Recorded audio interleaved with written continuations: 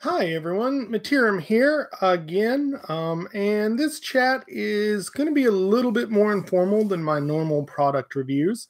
But as promised in the last video I put up, I want to talk a little bit about Savage Worlds and my experiences with running it over the last 6 months or so.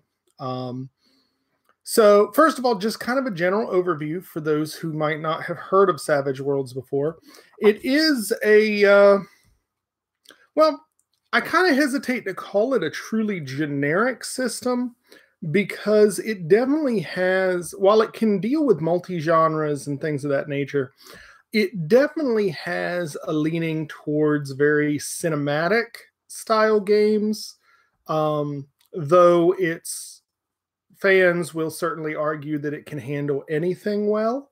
I don't know if I'm 100% on board with that, but it certainly has a lot of breadth and a lot of options for you. Um, but basically, the idea is that you can run just about any uh, type of game in it, so long as you are aiming for a quick, uh, frankly, cinematic, epic style of game with it. Now, some have argued that the system is best for short run games. I found that to be the case for me, but I don't like. I could probably run a longer game in this, but I'm not going to say that that's anything having to do with the system itself. Um, Basically, Savage Worlds kind of portrays itself as a fast, furious, fun system. The idea being it gets rid of certain sort of sacred cows of the gaming world, like hit points. You don't have any sort of hit points. Instead, you have a certain number of wounds, 3 in this case for wild cards, which are player characters and very important NPCs, that sort of thing. Everybody else is an extra. They get 1 hit and they're out. So the idea being the way that's described in here is combat is you're either up, you're down, or you're dead. Um, which definitely I found made running combats much easier. It was very quick, and the players got to feel like they were certifiable badasses from basically right out of the gate. So that's certainly good. Um, Character creation is very open. It's all point buy system. There's no real randomization here. Um, and mainly your character is kind of defined by their edges, which are the cool things that the characters can do, and their hindrances, which are obviously the negative sides. There is also a skill system here and a stat based system that's based on dice instead of particular numbers. So your strength score might be a d6. So anytime you're trying to roll to succeed something that has to do with your strength, you're rolling a d6. And if you are also a wild card, you also get to roll an extra d6, the wild die. Both of these dice can explode. And for most simple actions, you're looking at a success on a 4 or higher. Again, in combat, this changes. Usually your success number is equal to the parry score of your opponent, that sort of thing. So, positive sides. The system is super easy to learn. It's very customizable, and I certainly could see myself doing a wide variety of campaigns in this. Now, I personally chose to do a fantasy-based campaign, in part because I ended up getting the very awesome Lankmar set that they did, which is, I gotta say, probably one of my favorite treatments of Lankmar in any gaming that I've seen. It's very cool. They use certain setting rules to kind of help make things more dark and gritty and that sort of thing. I didn't use all of those for my setting, but it was definitely heavily influenced. Um, like I said, easy to plan, easy for the player characters to get sort of started, And the advancement system is pretty simple. You are typically going to give a party between 2 and 3 experience points per session. Every 5 experience points accumulated, they get an advance, which they can use to either raise their stats, get skills, get new edges, that sort of thing. So ease of play was very nice. My main downsides with the system really are more from my tastes as opposed to anything that's fundamentally wrong with the system. I didn't really feel like the magic system was very much what I was looking for. The powers that you use to build your spells are pretty generic. And all in all, I found magic to be, outside of a few particular powers, to be kind of weak, or maybe not weak, but uninteresting. For instance, there might be a standard bolt power, and that is you shooting some sort of energy beam or some sort of beam magically at one or more targets based on how many spell points you spend. It's then up to the players to decide what type of beam that is, and you use trappings to determine that. So like if it's a fire, like a bolt of fire, you're using the fire trapping, which might have some extra benefits to it, that sort of thing. It's open, and you can build a lot with it. I don't know. It didn't really impress me much. And again, I think that's just more from a personal taste thing, coming from a more D&D style background. It wasn't really what I was wanting out of Magic, but that is it.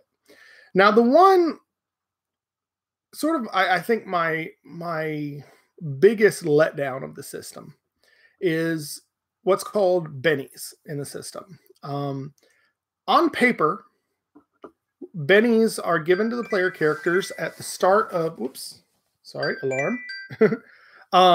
At the start of each game session, you get 3. Now, you can use these bennies to reroll any trait rolls. They interact with some of the edges to give you different extra powers. And you can use them to essentially soak damage after you've taken a hit. And that's the problem. Because wounds are really a big deal. If you take a wound without significant focused magical healing, by the rules of the book, you're going to be penalized for a long time. Each wound that you take penalizes everything you do by 1 point and penalizes your movement by 1 point. And if you can succeed a healing roll within the first hour, you have a chance to remove them. Otherwise, you don't get another natural healing roll for 5 days in game. Furthermore, if you miss that 1 hour cutoff, the only other way to heal outside of natural is a greater healing power that's not even available till, I believe it's heroic tier, and costs 20 power points to use. To put that into context, most people are going to start off the game with 10 power points. So to even be able to use that power, you're going to have to be heroic tier and have spent at least 2 edges on getting yourself more power points. So they definitely make wounds a big deal. What's the problem with that, you might ask? That sounds very interesting. Great. Given the type of game I was running, which was more of a fantasy style, not quite D&D, but somewhere in that same neighborhood,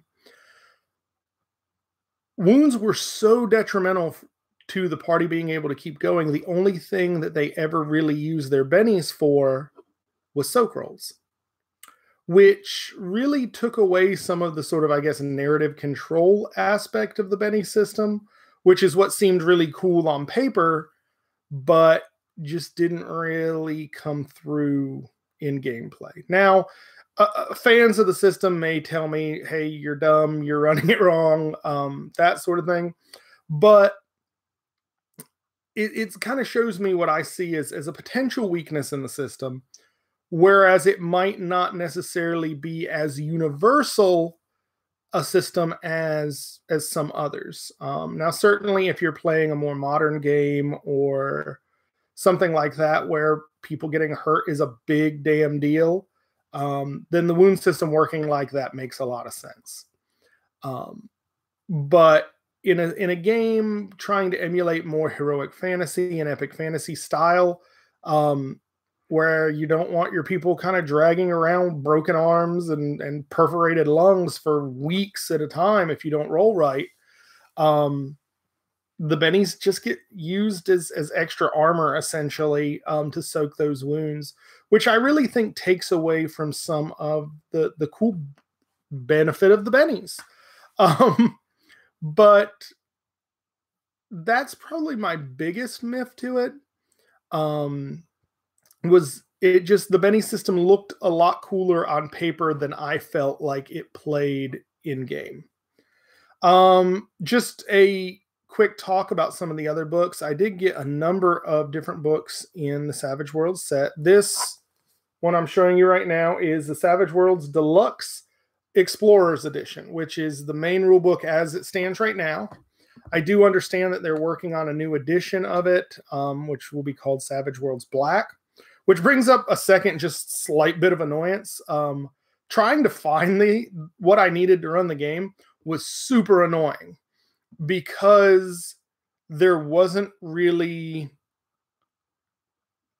a good understanding as to what books were the current books, what books needed. Like, there's a Savage Worlds Deluxe Edition, there's the Savage Worlds Deluxe Explorers Edition, there's a Savage Worlds Explorers Edition, and like instead of giving like names like Player's Handbook or even editions, they use these descriptive names that just made it kind of a pain in the butt to find what I was looking for.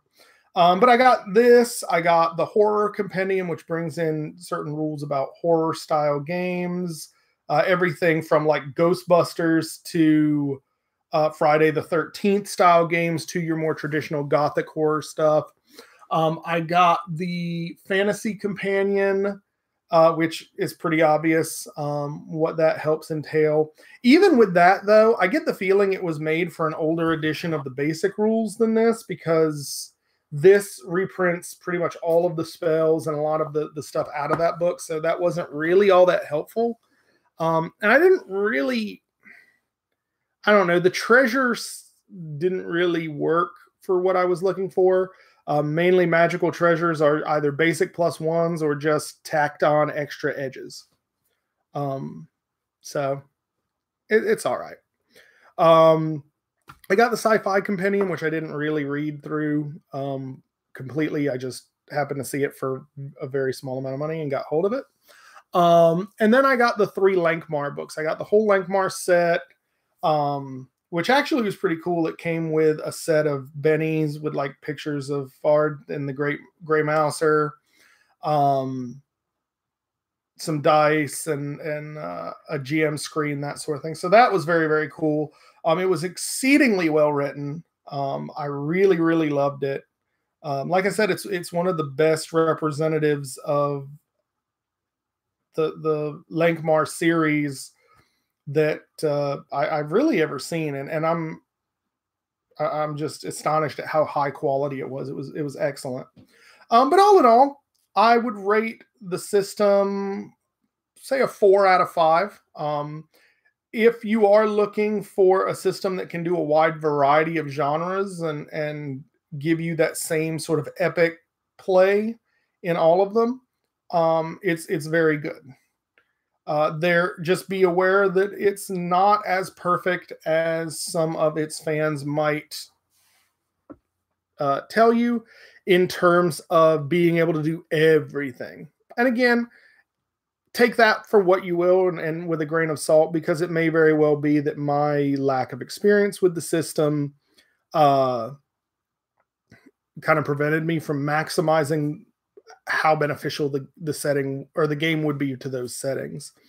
But for a game that I was planning on running for a few months, just to run a storyline or two, and just kind of kill some time with something that was very easy to run while I was dealing with some of these health issues, it was certainly excellent. And I would recommend it as a good read to pretty much anybody. So if you guys have had some experiences with Savage Worlds, certainly leave comments down in the comments section. If you think I'm completely off my rocker, I'll be more than happy to discuss that there. Otherwise, hope you guys enjoyed this video, and we will catch you on the next one. Bye.